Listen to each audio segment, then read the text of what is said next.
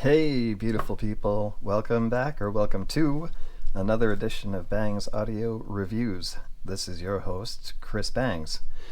I'm going to do my best to keep the product in the camera, something I've kind of struggled with a little bit the past few videos, so we're going to do it a little bit better this time, I think. In today's episode, we are going to turn back the clock, specifically TRN Back the clock. Get it? Sorry. With the VX Pro, back to a more simpler time, a time of wonder and discovery. No, we're talking about November of 2021 when the VX Pro was first released. It is a 9-driver per side hybrid, 1DD, and 8, count them, 8 BAs, guys. So, I don't know if this is necessarily before that was in fashion, but it was certainly a lot of BA drivers, I think, for the time and for the price range, which this was under $100 on release. I think it was around 88 or 90. Still can be bought for that if you're not looking out for sales, so look out for sales. This is the midnight blue color, or if you look at the back of the box, it's the ocean blue color, ocean blue, diamond silver, or midnight blue, moonshine silver is what I think it should say, but it doesn't. We did some test tracks on highest resolution I could find. Mr. John Coltrane at 24:192. And here are some specs for you. Turn my head up a little bit. Here we go. 7 Hz to 40,000 Hz is your frequency response. Impedance is 22 ohms. Sensitivity 106. These guys are sensitive. That does not tell the entire story. Standard, let's get that straight. It is a recessed 2-pin connection, aka the QDC. Important if you're going to replace the cable, which, trust me, you are. And with that, let's get to the review.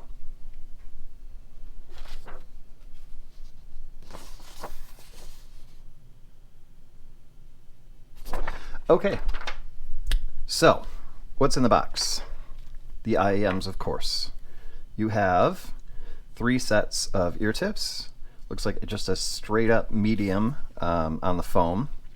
And then you've got some normal bore silicones and some narrow bore silicones. Those don't come in the box. Those are symphonium hybrids. I ended up liking those the best. You could also use Zeos's render tips if you would like to experience that hybrid foam silicone sound. So this is the cable. The cable. Why? I just don't, I don't even want to open it, but I'm going to because I just want to feel how bad it is. It's bad, guys and girls and everyone in between. It's kind of tangly, super thin, feels cheap. There's nothing good about this cable. Like, I would expect this cable to come with a $20 set. Strike that. I would expect this cable to come with like a $10 set of IEMs, honestly, like Blonde Fat Girl or something like that. The cable it's trash. I can't even get rid of it. Like, get off of me. Anyway, cable gone. The cable I am using is the TRN conch cable, which I mentioned in the short. And there's some interesting things to say about this. It's way nicer. I believe that TRN, they've got good cable game, which makes that other cable even more mysterious. But this cable that came with the conch, with the modular, fittings, works really well with the TRN VX Pro. And you can see, can you see? Single-ended. There's a reason for that, okay? When I first started testing the VX Pro, this also comes in the case. And lastly, this comes in the box too, which I needed, even though I've got a ton of them now. Nice to have. So, when I started testing the VX Pro, I was in my default settings, and default settings for me tend to be either medium or high gain on the DAC amps and 4.4 Pentacon balanced termination for the cable. I learned something, and that was that you can overpower IEMs.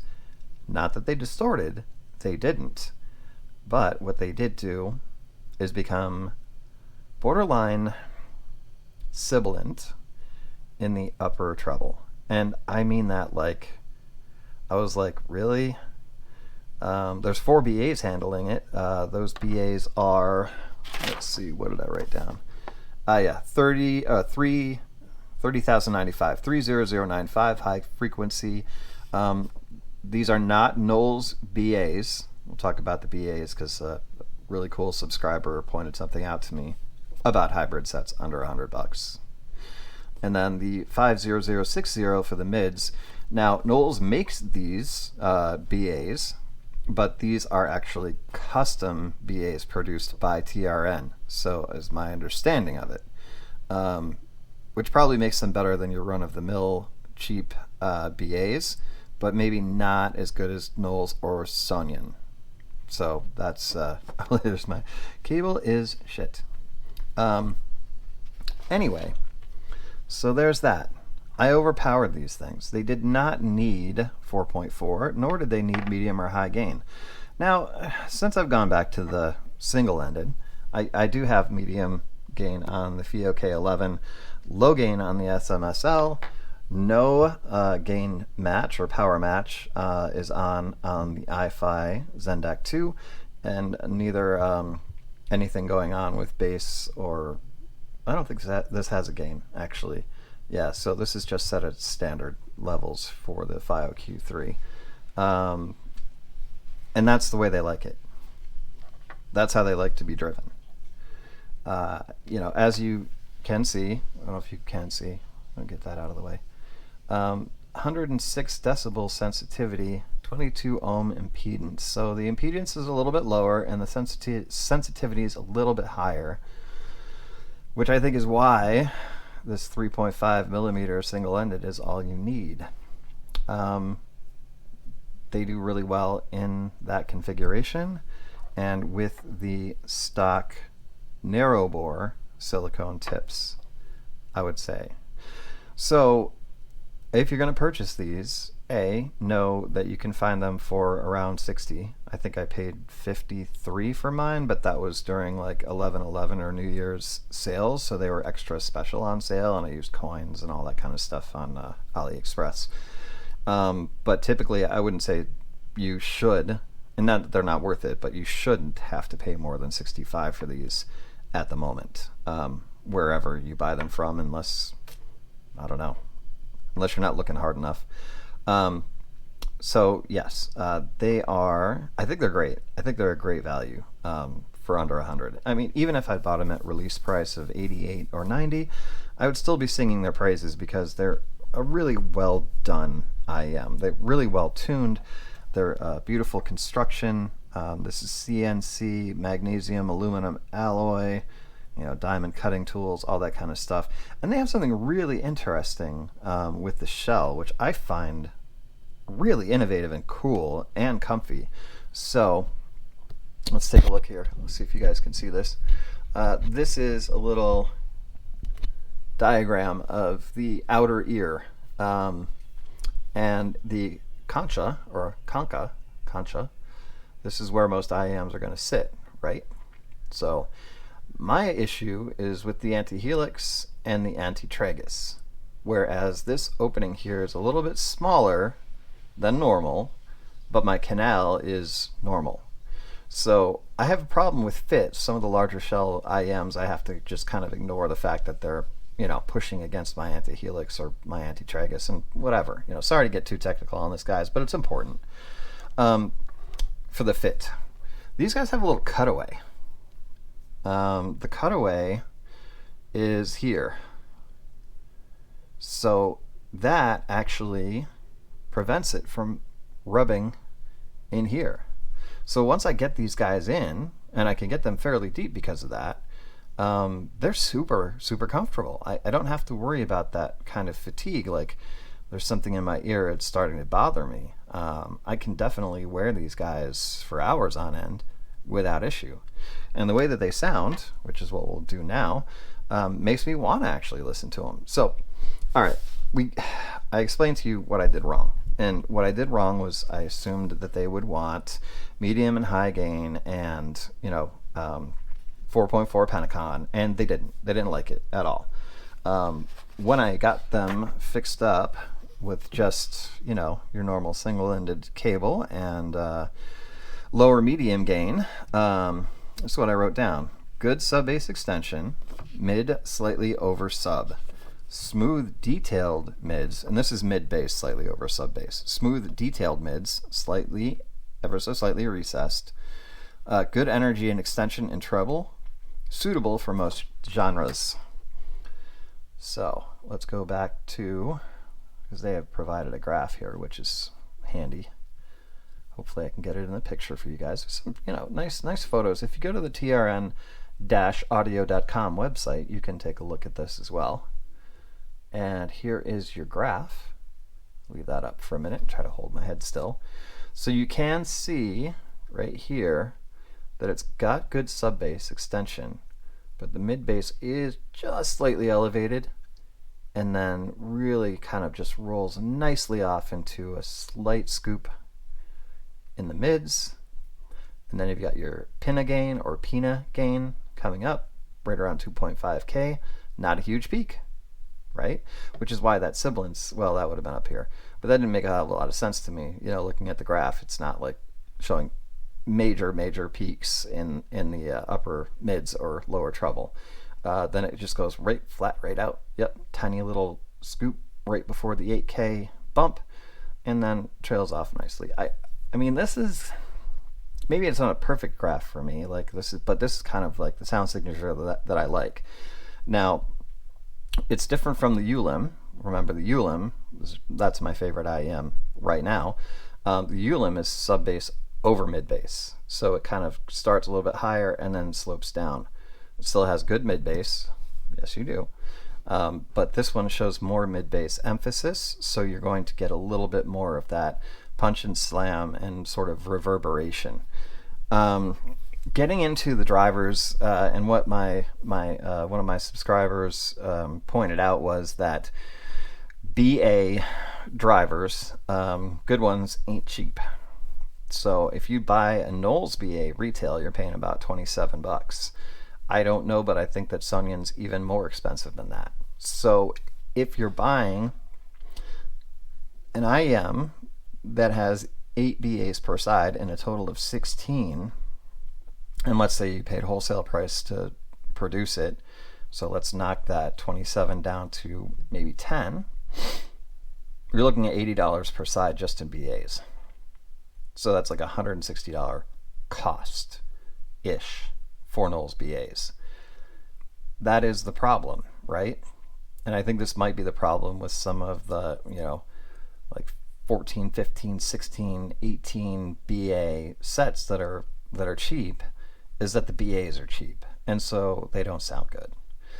I think what TRN has the advantage of is in-house R&D and some production. That's my guess, because it does say customed. It's supposed to say customized or just custom, but it says customed BAs for both the mids and the highs, and the specific item number or product number, so we know what they are. They're not hiding anything, but it may be the fact that they have most of this in-house that leads to the lower price. Anyway, they sound good to me. But I can see the concern about inexpensive sets with a ton of BAs not sounding good. And I think that everybody's kind of experienced that who's tried one of those sets. So, that being said, I didn't notice any sort of weirdness or hops or skips or, valleys in the sound. It just sounds very congruent. Like it's very, I'm losing the word as usual. seamless. It's very seamless through the frequency response. It might be a little bit too recessed in the mids for some people. Like vocals aren't going to jump out at you. Female vocals come out a little bit stronger. Male vocals are solid, but nothing is like really just pushing it. If you want like a vocal oriented set, this would not be for you. If you're a bass head, you'll like them because they definitely have more than enough on the mid bass to keep you happy. But overall, I think they're very well balanced. And as you guys probably know by now, that's kind of what I really like. I like balanced sets. This is different enough that I feel like it has its own place in my collection. And I have been reaching for it quite a bit, after giving it several days of listen and then going back and forth with some of my other favorite sets like the Chopin and the Ulim and the Quintet, and it hangs. It's right there, and the fact that I didn't spend more than $60 on it is making me real happy. You can up that though, because you're gonna probably want to at least buy a TRN cable or a Zoni or something like that. Spend 10, 15, $20 to make your life better, because that other cable is just a piece of shit. Sorry, I told myself I wasn't going to use as much profanity in these reviews. I think I'm doing better. What else do we want to say here? Let's see. Yeah, lesson in power. Very sensitive. That's what I learned for sure. All right, TRN, little history for them. They founded in 2017. They've got the Backs and the Backs Pro as their flagship IEMs. Those retail for over $300, maybe even closer to $400 for the Backs Pro. And their cables. They got game. They got cable game. Look at all these cables. Red Chain, Pro Cable. Like, I heard their cables are fantastic, which is, again, like, why would you put such a piece of shit, there it is again, cable in this packaging with a beautiful IEM? A beautiful, well-tuned IEM. I don't get it. But the good news is, sale price, you can invest some back into the set and get a good cable of your choice. What do we listen to? We listened to some Coltrane. Because I was able to find on Qobuz, I'm starting to find some of these really super high-res tracks, 24-bit, 192 kilohertz. Blue Train, like, maybe not at a Love Supreme level of mastery, but darn close. So it's a fantastic album to sort of, get the imaging and the instrument placement and the resolution a good run. And it did extremely well with that. I rocked out some Meshuggah because I like to see how it handles the, all the low end bass, the bass guitars, the drums, the bass guitars, and the guitars, and tuned down to that low D and making sure that there isn't any, I'm going to borrow this from you, HBB, masking going on. And there isn't. It presents very well and very accurately in the low frequencies. Same can be said for the high frequencies. Cymbal strikes, in particular, they sounded really, really splashy when I had them overpowered. Like, I was like, oh god. I'm like, this reminds me of the freaking Stellaris. I can't even listen to the Stellaris. It's so splashy. Great detail retrieval, splashy. So I was very relieved when I brought the power down that the splashiness went away, and so did the sibilance. That stuff all smoothed out. Detail retrieval maintained, so very good on the detail retrieval, and still it's a fun set. So it's a mild V, again, mid bass over sub bass, nice polite mids, good ear gain, not over the top in the treble, but well extended, so that there is some space to the soundstage. That I always get to this point, I'm like, I think I've said everything I need to say, and then I say it out loud, and then I remember like 5 other things after I stop the video. Anyway, all right, to wrap it up, I would recommend this set. I would recommend finding this set on sale. If you want a good introduction to a hybrid IEM with the single DD and the BA architecture, Something happens to the DD, and this is like the carbon nanotube DD, just like the old Moondrop Starfield, 10mm driver. When that's left alone to do just those low to low mid frequencies, something really cool happens, especially when the BAs in play are of good quality and are taking care of the rest of the picture. So I would say excellent set for an intro to hybrid IEMs. Replace the cable and get down. It's a multiple genre, cross genre kind of set. It's a nice all-arounder, not too expensive, and really, really well made. Really nice. With that, we're going to wrap the review. Thanks again for tuning in, guys and girls and everyone in between. Love you all. Have a wonderful day, and we'll be back soon. Oh, and congrats to Jacob for winning the Jazeer Clear. They're on their way, buddy. Enjoy them. Take care now.